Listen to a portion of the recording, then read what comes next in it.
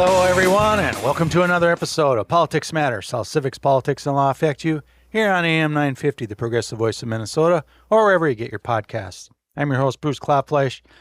Thanks for tuning in to the show, and thanks for supporting the station. If you have any questions or comments about the show, you can send an email to comment@am950radio.com. So I'm going to start out with this week's show talking about the DFL primary for Senate between Peggy Flanagan and Angie Craig. So the reason I'm doing this is I've been asked from a number of people, like, what do I think about it? What are some of my thoughts about it? They, ask me, well, who should I vote for in the primary? And for that last question, I always tell them, well, vote for whoever you want to vote for. I'm not trying to tell you who you should vote for. I'll tell you who I'm going to vote for, but that ultimately is up to you. So just a reminder that the primary, the election day for that is August 11th. Now there's early voting going on in the state, so you can do that. And I believe on Friday, this is a couple, a day or two before you're listening to the show on the radio. So on the 24th of July, I think that opens up early voting where you can actually put your ballot into the machine, which is when I normally go early vote. So I'll be doing that myself prior to August 11th. But make sure you get out and vote, for the primary. This is a big, election. There's lots of bad blood going on between these two, and there's like millions of dollars being spent on this race already, just in the primaries. So, make sure your voice is heard and make sure you vote in the primaries.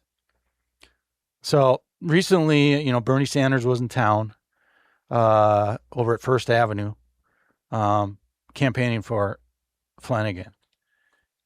And, that from what I read about that, the place was full and there was even people, a line waiting outside to get in and they couldn't all get in.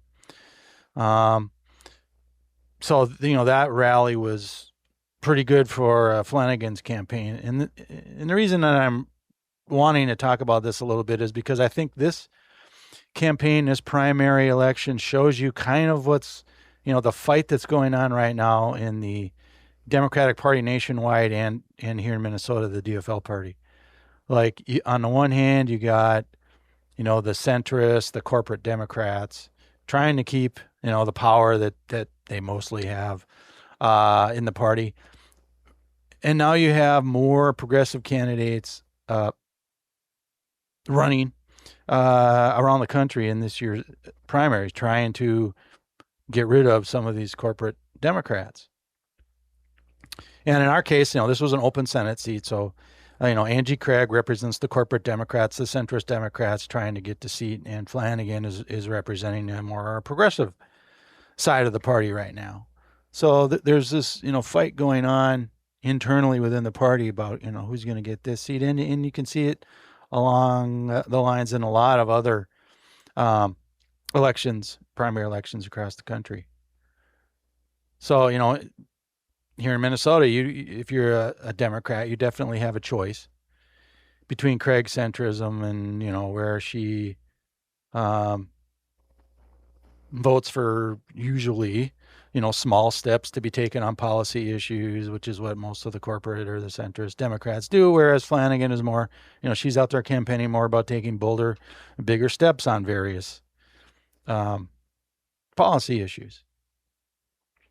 So, you also have a clear choice between if you're going to support somebody with the big corporate money like Craig has the advantage of, or if you're, if your money's going directly to small donors and that is where Flanagan has the edge. So, the rhetoric definitely has been, heating up over the last few weeks. If you, been reading some of the articles and listening to some of the interviews that both candidates have been doing. So some of the things that I'm going to be talking about here, some of these quotes come from the latest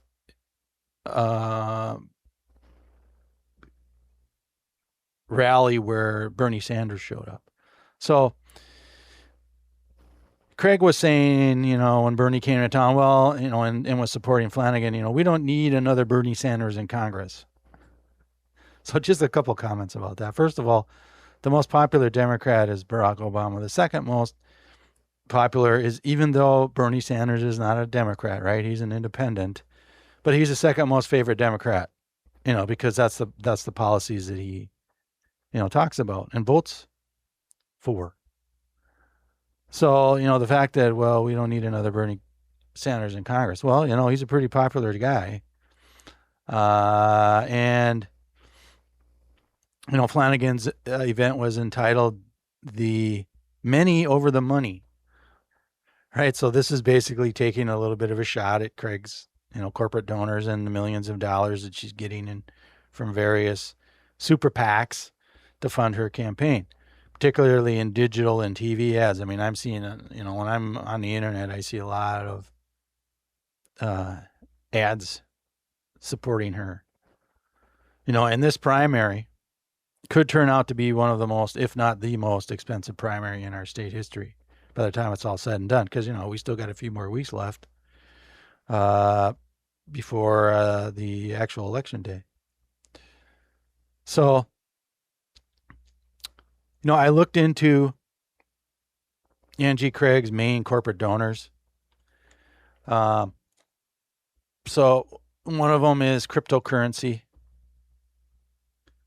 right? And I believe, if my memory is correct, but if not, someone can let me know. But I think she went to a meeting, a pro cryptocurrency meeting, and she might have been like the only Democrat there, or just, a handful of them there. So, she's getting money from cryptocurrency. I looked for numbers from 2025 and 2026 for her, Israel related money. So during that time frame, she got $1.2 million from pro-Israel groups and over $371,000 from AIPAC. So she was also given an opportunity. So this gets to how she's actually voting on certain things. Thomas Massey introduced an amendment to the budget that the Republicans are pushing in the House, and he wanted to strip out $3.3 billion in money going to Israel because he didn't want to fund their genocide anymore. But Angie Craig didn't vote for that. She voted to basically keep that money in the budget, or at least she didn't vote to add that amendment into the budget in the House. 103 Democrats did, but not Angie Craig. And that's just the money from the donors that disclose, that have to disclose who they are. There's plenty of money out there coming from groups that don't have to disclose who they are. And, needless to say, the base of the Democratic Party doesn't seem to support cryptocurrency, or they don't support giving money to Israel to bomb Gaza, Lebanon, or Iran. So at least from that standpoint, it doesn't look like Angie Craig is, doing herself much of a favor with the Democratic base, at least. And another big issue out there is healthcare. This is something the Democrats, talk about all the time in their campaigns. Flanagan has come out and supported Medicare for all, while Angie Craig has not. So again, the base, if you look at polling, the base of the Democratic Party supports Medicare for all now. They didn't do it, they didn't do it years ago. It's taken a while. But recent polling shows that they side with it now. So, that's an issue that separates the two of them. But perhaps the biggest one is immigration, of course. And, this is where Flanagan is seeming to get a lot more support than Craig is on that particular issue. And one reason why is Andrew Craig voted for the Lake and Riley Act, which was the first bill that, Trump signed when he took over in his second term. And it mandates the detention of undocumented immigrants who are accused of certain crimes, and the immigrants don't get any due process, and that law stripped courts of jurisdiction to review these cases. And, Craig also voted for a House resolution that included language praising ICE agents on June 9th of 2025. So again, that was during the first year of Trump 2.0. So not surprisingly, Flanagan has been, going after Craig on those particular votes. Craig has said she, quote, regrets, close quote, her vote on her Lake and Riley Act. She said that earlier this year. But, that was well into the campaign.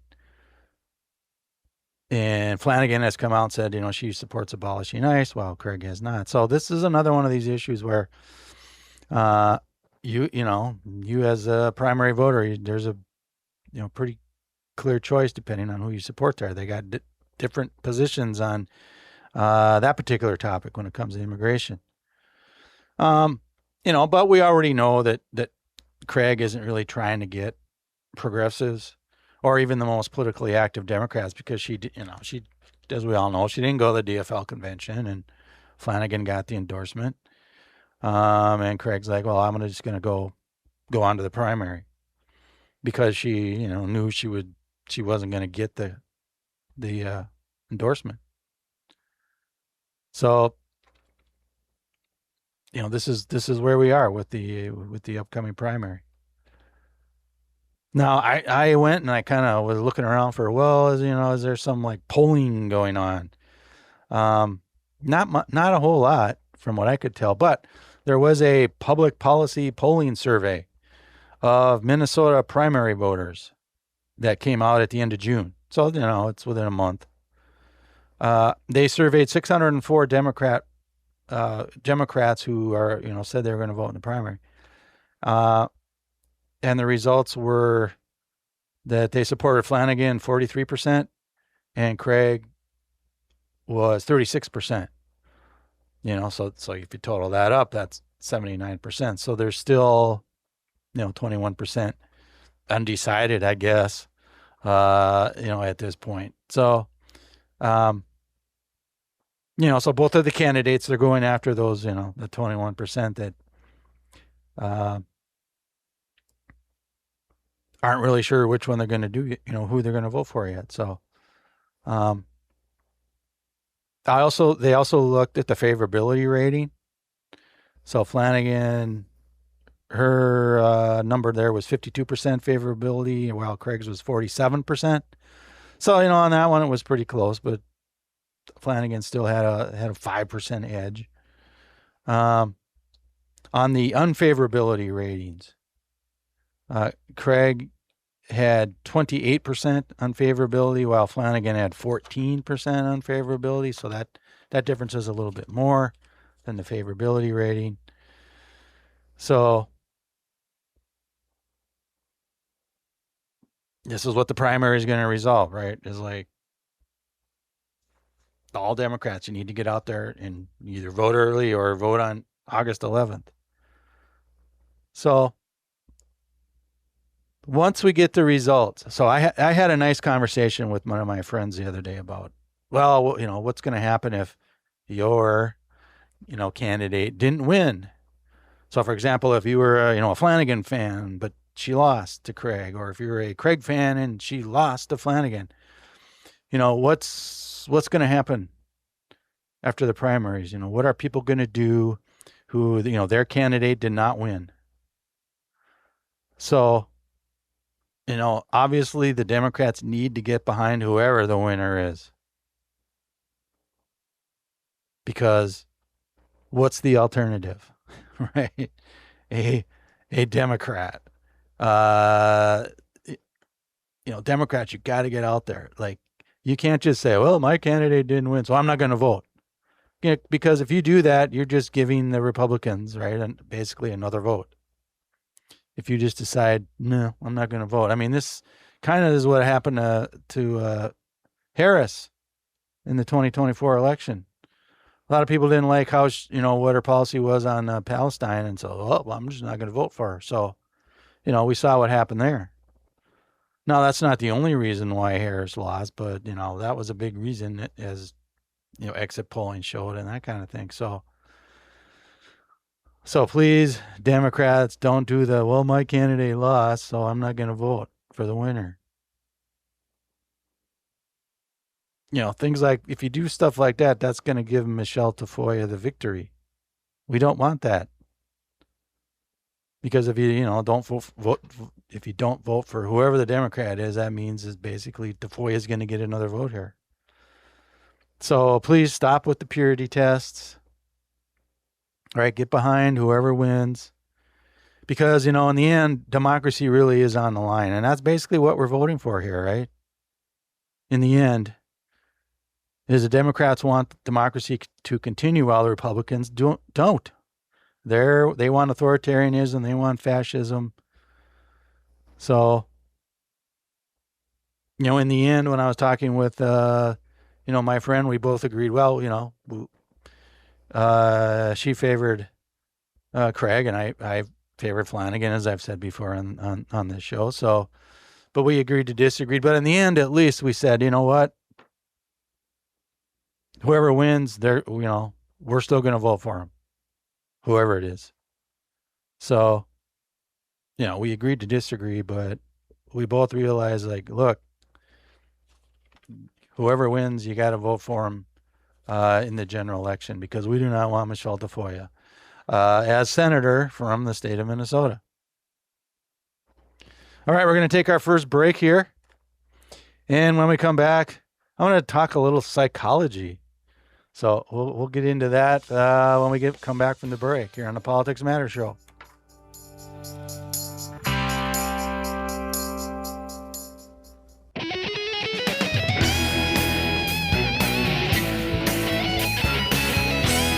All right, welcome to the Politics Matter Show. I'm your host, Bruce Klopfleisch. So before the break, I said we're going to talk about some psychology. Well, I don't claim to know a lot about psychology. I'm not a psychology expert. I didn't even take a psychology class in college. But as someone who teaches political science and someone who teaches economics, there's definitely psychology involved in both of those. So I've been, reading about that. I've learned a lot about that over the years. But so even though psychology isn't really part of the, title of the show, which is Civics, Politics, and Law, there's certainly a lot of psychology going on in politics and economics and really the law as well. So it kind of fits into all of those three things. But here is the question that I'm going to be like throwing out there for this segment. And hopefully it'll get you thinking a little bit about, how you would answer this and how this relates to politics and how, in particular, the Democratic Party should, deal with voters who vote for Republicans. So here's basically the question that led me to kind of do this segment is, why does MAGA, and you can throw in Republicans too, why do they blame Democrats for Trump's and the Republican Party's failure, in their ability to govern the second term? Or, well, you can even go back to Trump's first term, but we're going to talk about the second term here. So, I've heard and read this more and more as Trump 2.0 is failing so badly. And it's affecting MAGA as well as, some of the other Republicans and, even the rest of us. So, what's going on here? Because, you've probably seen some segments of some MAGA people saying, I didn't vote for this. I don't know why Trump was doing this and that kind of thing. So what's going on here? Why do people, particularly MAGA and Republicans, blame the Democrats for, basically Trump's and the Republican Party's their own failures? So again, I don't make any claim of being an expert with psychology or anything. But hopefully, it'll get you thinking a little bit about this as we move forward. So, part of psychology is dealing with the brain, right? And how we learn things and how we process things and all those sorts of things. Well, this relates to why does MAGA blame other people for their own problems that occur? Well, the most common reason is because MAGA can't blame themselves for their problems. So they blame you and me and other Democrats for their problems. So, for example, when gas prices went up, right, during Trump's first term so far, and it's going to go up more, as long as this war continues. Well, they still blame Biden for that.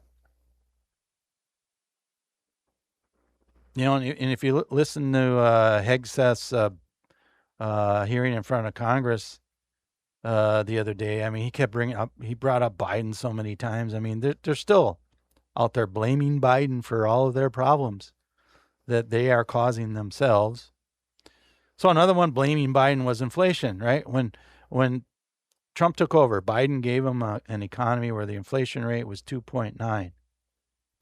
It had been up to 9 something during COVID, and Biden got it down to 2.9%. Well, it keeps going up. But who do they blame? Well, they blame Biden for some reason. Right? They got to blame somebody else. They can't blame themselves. So when tariffs, Trump's tariffs are hurting small businesses, causing some of them to close, causing, prices to go up because those costs are passed along to us customers. They blamed, again, Biden. They blame the Democrats. They blame the media. I mean, whoever they can think of, they blamed for that. And, when their retirement accounts go down because the stock market is, on a roller coaster, they blame the deep state for that, right? Even though the deep state is Trump and the Republicans right now. So, I've talked about this before. When their grandma gets kicked off of Medicaid starting next year, when those cuts to Medicaid kick in, and grandma is getting kicked out of the nursing home because Medicaid ain't going to pay for it, MAGA is going to blame all the, waste, fraud, and abuse by the blue states rather than blaming the big, horrible bill, which is causing this, which the Republicans passed. When Republicans lost their ACA subsidies at the end of 2025.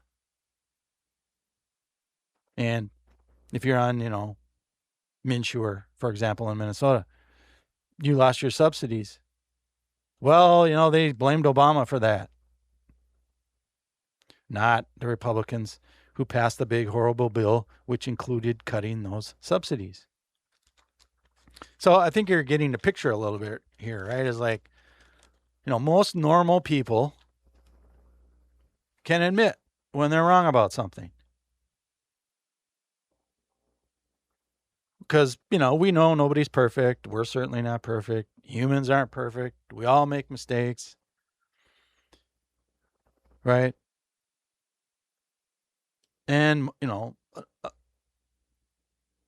most of us, at least, can admit that, yeah, we made a mistake.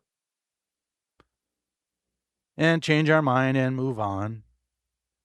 Right? Like, if you vote for a politician that, you like, but then ultimately they turned into a John Fetterman, for example, who's probably going to turn, to the Republican Party here soon. You can admit, you made a mistake on that one. Now, you're not happy about it, of course, but you can admit, I made a mistake on that one, and, you move on from it. But not Republicans and not MAGA. Why? Well, so why is that? Because voting for Trump wasn't just a decision that they made, about a politician. It became who they are, right? It became part of their identity. Everything that they told their family and they told their friends that they stood for, everyone that they argued with, everybody that doesn't talk to them anymore, right? This is now their identity. They can't admit that they made a mistake. Since it isn't just, it isn't just one decision that was wrong, it was many that became part of their identity. So if they had to admit that one thing, they would have to admit that all kinds of things, that they made all kinds of mistakes or bad decisions. And they can't admit that they were wrong about themselves. Their brain won't allow it because they can't admit that, the truth that they were wrong. So this is why it's always somebody else's fault, not their own fault. Basically, it's their defense mechanisms kicking in, right? That's what your brain does. When you're anxious or, people are, criticizing you or something like that, right? Your defense mechanisms kick in your brain. And for many of these MAGA people and for many Republicans, it overrides their critical thinking skills. This defensive mechanism in their brain. So it overrides their critical thinking skills. So, they ultimately, they don't consider that, maybe I was just wrong here. So instead of looking inward at themselves and the decision that they made and some of the reasons why they made that decision, they don't do that. They look outward for someone else to blame.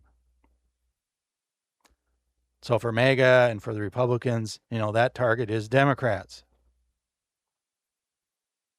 Or specifically, like Biden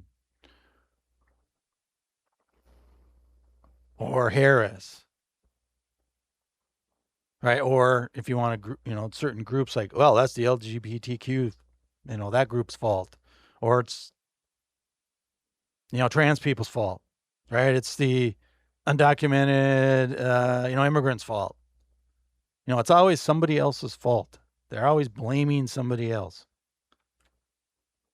because they can't admit that they were wrong themselves. So, they're not angry at you because, you're wrong. Rather, they're angry at you for pointing out how Trump and the Republicans are causing damage to them. So that's how they react to you. They just can't admit that, yeah, even though there's damage being caused to them. I've talked on this show before about particularly rural voters. Why do rural voters keep voting for Republicans when it's against your own interests? What have the Republicans done for you economically, for example? Now, there might be some social reasons why you support the Republican Party, but economic ones, really? What are they doing that's supporting you? So they just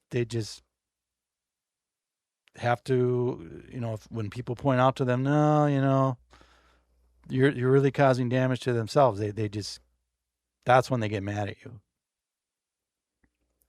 So the damage, basically proves that they did this with their votes. They're basically mad because, the damage is not only occurring to themselves, but, other people who have their same sort of identity, right? So they just, they won't admit it's their fault. It's always somebody else's fault. They won't take accountability for their decisions. And as a result of this, we have fascists in charge of our government at the federal level, at least now, in many other states across the country.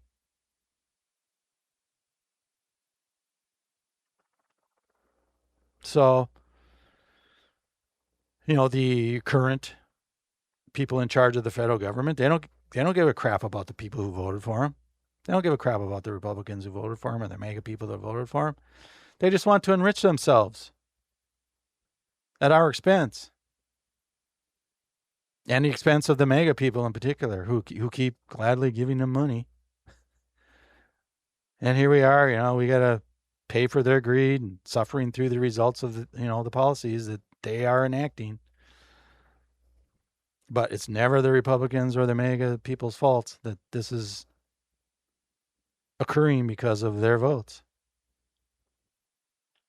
Plus, when you add in all the false propaganda spread by Fox Lies and the right-wing media, 24/7, day after day after day after day, people start believing the lies. And when they start doing that, it's tougher for them to admit that they were wrong. Even when they're being, the ones being victimized. So, if you watch Fox Lies and, I do just, usually I would not, but I do for my teaching job. It's always the immigrants' fault. Now the latest one is, it's the socialists and the communists. Right? That's their latest thing is, all Democrats are commies. You don't want to have commies in office, right? Going back to that, the old claims made during the Cold War, and I just don't think that's going to work on today's voters. But, they're trying. And some people, of course, will believe it because that's what they hear. They hear it over and over and over and over. And, Trump and the Republicans know that, know this. Propaganda is, works on some people, so they keep exploiting it. And when you listen to this stuff, I find myself saying, okay, you make these claims. Where's your evidence? And of course, they never give any because there isn't any for all these claims. It's just all their opinions. And or it's just outright lies. Again, that's why I call it Fox Lies because, listen to it one day. But, Republicans just eat this up. And I think a lot of Republicans know that this isn't really the truth, but they don't care because the people, eating up all this stuff helps keep the Republicans in power. So I don't care. Even the ones that, know this is BS, they don't care. Right? Just like the MAGA people who, are hurt economically from a lot of these decisions. They keep giving money to Trump. Even though he doesn't do anything for them and even though he just grifts money off of them. And then when when some of them finally, realize, there's something's going on here, they love to say, well, I didn't vote for this. Well, actually, yeah, you did. I mean, I've talked before a number of times about how this was all laid out in Project 2025. And if you listen to, Trump's campaign, yeah, you voted for this stuff. I mean, it wasn't like he was hiding this. It wasn't like the Republicans were hiding this. I mean, it was out there, but you still voted for it. Or when a lot of this stuff was pointed out to them, they go, well, that's just fake news. Well, no, it's not. They just won't accept the reality here again, because then if they did that, they would have to admit that they were wrong. And they don't want to do that. Republicans love to come out. You hear them all the time talking about, well, we're the party of personal responsibility. Yeah, no, you're not. You're not taking responsibility for voting for Trump and voting for these Republicans who are, basically enacting authoritarian policies and fascist policies and wanting to get rid of democracy. So there's going to be some Republicans out there saying, well, come on, Bruce, you're overblowing what the Republicans want. No, I'm not. If you actually look and see what they're doing, no, I'm not. You just can't accept that. So much for being the party of personal responsibility. So Democrats, what can you take away from this? Well, this is where you got to stop trying to change their minds of the Republicans because they're just not going to do it. Now, some of them ultimately may, if it affects their family enough. But they're not going to do it because, I believe that logic or that, letter, strongly worded letter the Democrats wrote. No, that's not going to change anybody's mind. So stop trying to do it. The only way they're going to change their mind is if, they do it on their own. You're not going to convince them to change their mind. So Democrats used to spend more time and money trying to get the people who did not vote. Right? The largest voting bloc in 2024 was the group that didn't vote. Spend the money on getting out your own base. Spend the money on getting out more more independents. And spend money on getting, the non-voters, the people that don't usually vote. Get them out there and vote. You got to give them a reason to vote for the Democrats, not just, we're against Trump. Trump is bad. Republicans are bad. That's not going to cut it either. You got to give them reasons to vote for the Democrats. And I think if you're able to do that, the midterm elections, again, I'm still hopeful that the Democrats are going to take the House and the Senate. So let's hope that's the case. But please, Democrats, don't spend all your time and your money trying to convince Republicans to vote for you, because they're not going to. Because they're not going to admit that they were wrong. All right, we're going to take our next break here. And when we come back, I'm going to talk some more about data centers here on the other side of the break.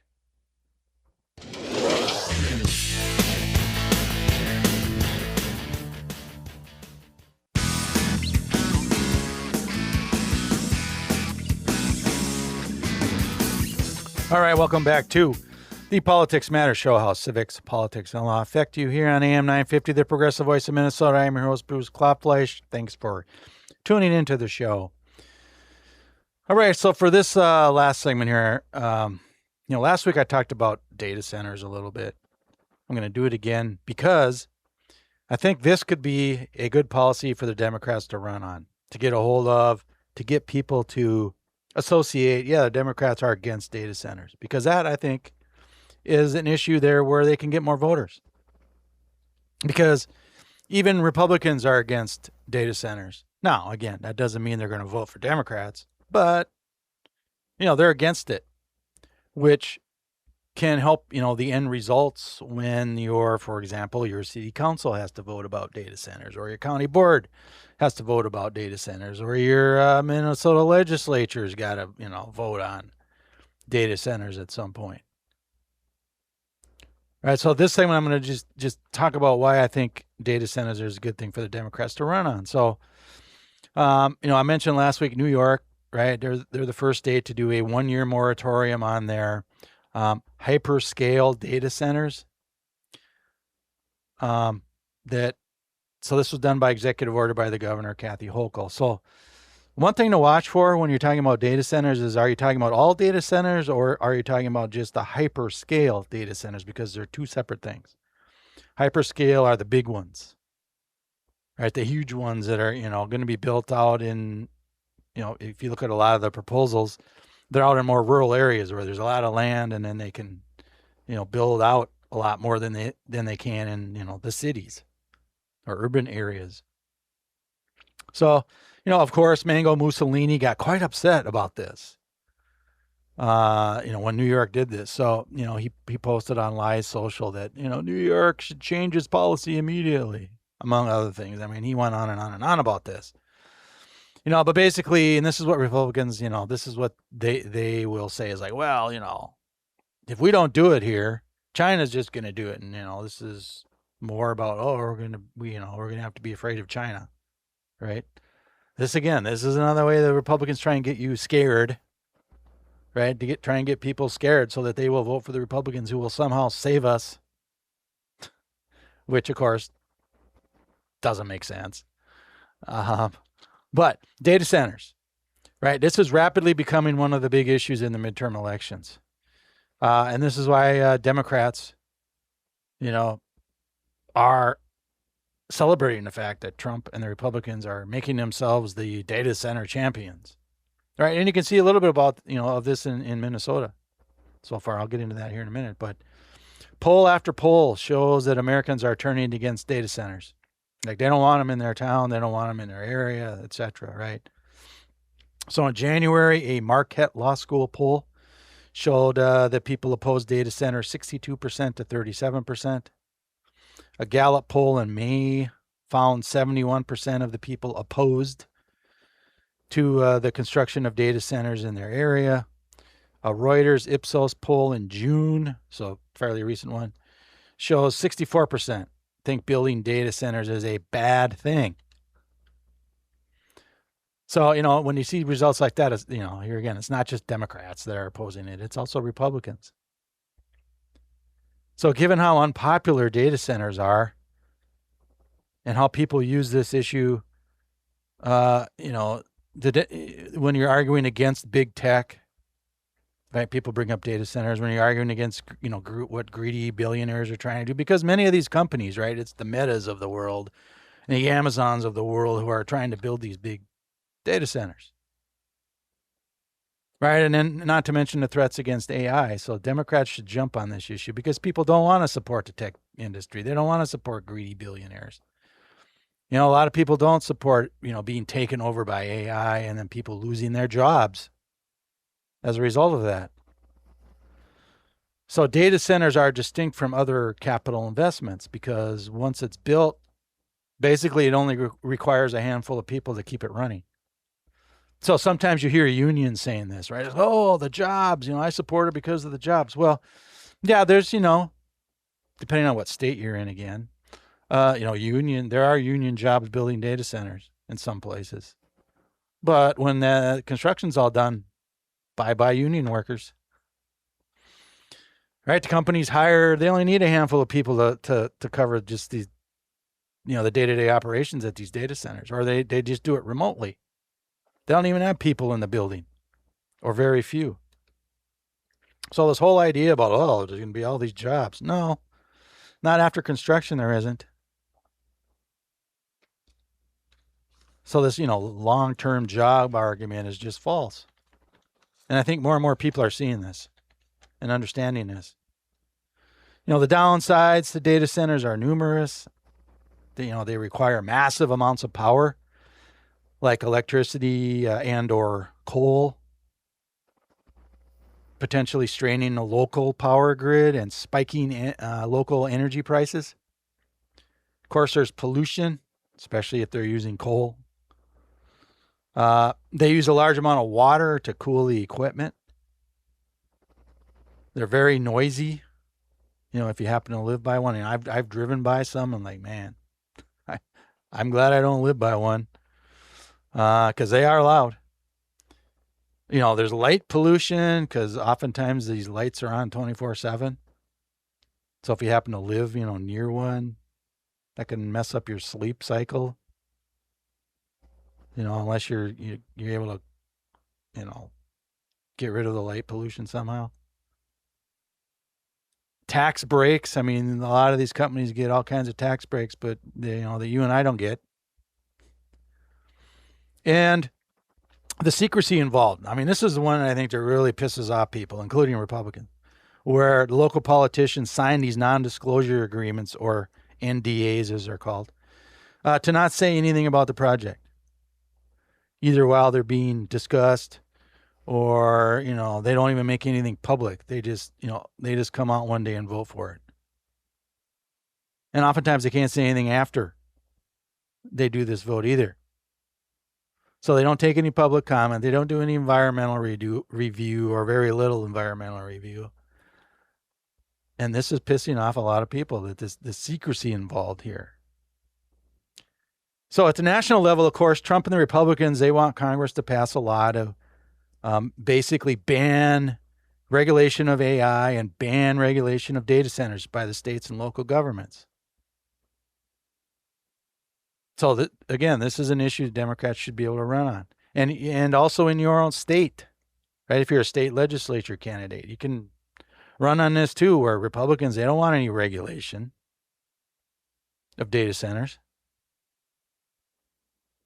So this is one reason why state and local governments are moving, more. You're seeing more and more of them move towards a moratorium or at least regulating data centers and AI. So when they do these moratoriums, basically what they're doing is they're trying to figure out a way to come up with some reasonable regulations, or potentially not approving the project at all.